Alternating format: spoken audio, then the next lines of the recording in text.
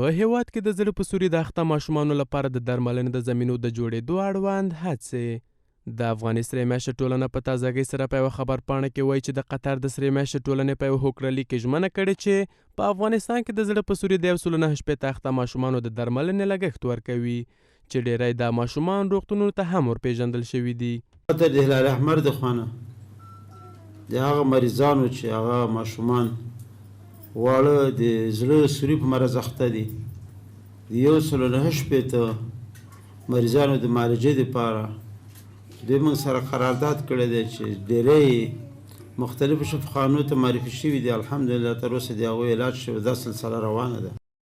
د افغاني سرې میاشتې ټولنې په خبرپاڼه کې راغلي چې په تېرو 2 کلونو کې 3094 د زړه په سوري اخته ناروغان د درملنې لپاره کورنیو روغتونونو ته پیژندل شوي، خو له دې سره د همګړۍ زرګونه نور ناروغان هم درملنې ته په تمه دي.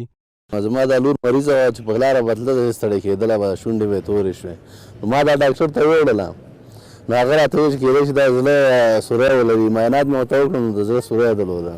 در افغانستان مریض سوراخ قلب بسیار زیاد است، تداویش مشکل است چون بسیار هزینه بالا داره. دا په داسې حال کې ده چې مخکې له دې د سرې میاشتې ټولنې تل د هیواد دننه او بهر د زړه په سوري د اخته ماشومانو د درملنې په موخه د نړیوالو بنسټونو پر همکارۍ ټینګار کړی دی.